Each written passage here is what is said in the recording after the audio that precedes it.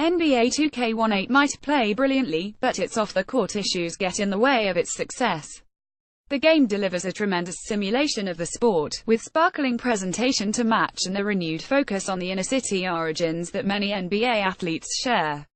Then developer Visual Concepts takes this otherwise stellar game on a detour toward microtransactions. The NBA 2K series has been on this path for years, but its emphasis on microtransactions reaches a new peak in NBA 2K18. It often feels like the better pieces of the game, of which there are plenty, get lost in its obsession with squeezing more money out of its players. It's a stretch to call MYGM a story mode. The rise of microtransactions in the NBA 2K series parallels the increasing tumult of the real-life NBA off-season. This year, 2K Sports had to change NBA 2K18's cover after a blockbuster trade put its cover athlete in a different uniform. To better capture that growing disarray in the league's offices, NBA 2K18 introduces a story to its franchise mode, MYGM. A player, your created my player, specifically, suffers a career-ending knee injury and later takes up the reins as general manager.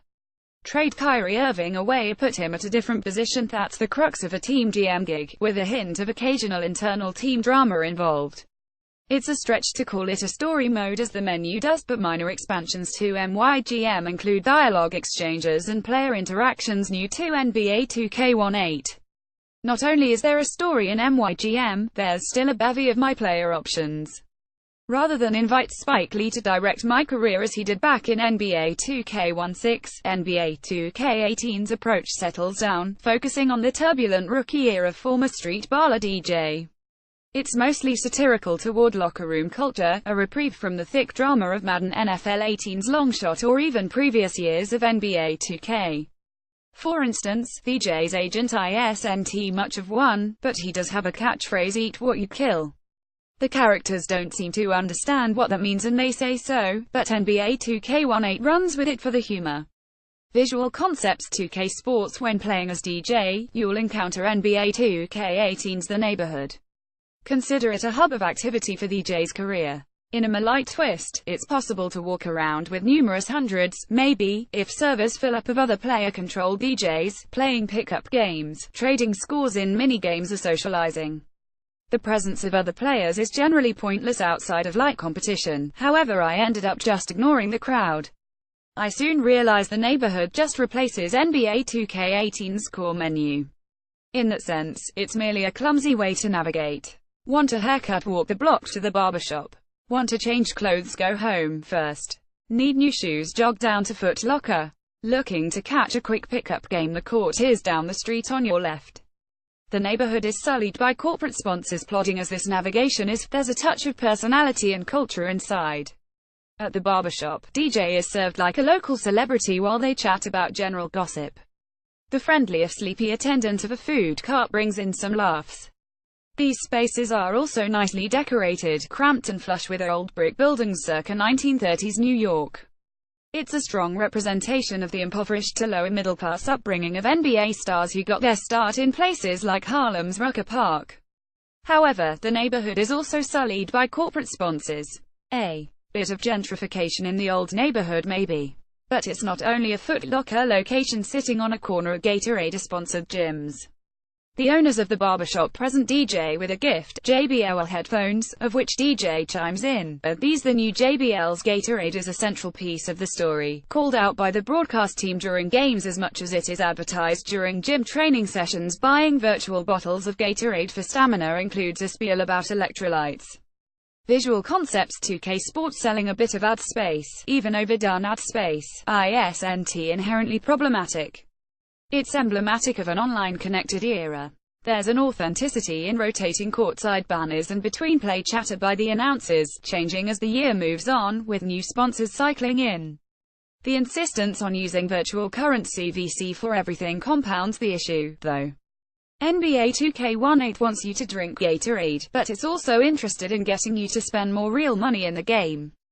VC has exploded into an infestation over the years, and it's a powerful lure. Buying special editions of NBA 2K18 grants bonus VC, an attractive proposition considering that player upgrades, new hairstyles, clothes and shoes require currency. Spending VC on shoes means less VC to upgrade DJ, and less opportunity to hold your own in pick-up pro modes against real-world competition.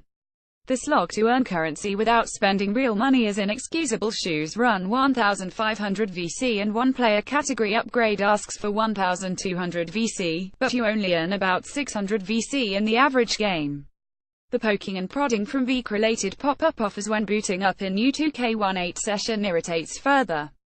The microtransactions can be ignored, at least when in franchise mode, one of the few parts of NBA 2K18 where VC is not available. On the court, various tweaks continue to improve NBA 2 kilo-seconds simulation of basketball. Shots use a sharp new timing meter, and in NBA 2K18, the difference between open and contested shots is appropriately significant. Any defender's hand in the vicinity is likely to send a jumper off course. Visual Concepts 2K Sports at default settings. New AI tweaks allow the opposing offense to maintain possession organically, using the shot clock to work the ball around. Not only does this look natural, but the days of playing only 6-minute quarters for realistic results have passed. I stuck to 9 to 10 minutes per quarter to produce realistic scores at default settings, inching closer to the full 12 minutes of a real game. To further add to the sense of realism, NBA 2K18 is absolutely gorgeous in motion. Even excluding the stellar HDR support, tweaks to character models and textures bring out myriad small details. Beards look better than anywhere else.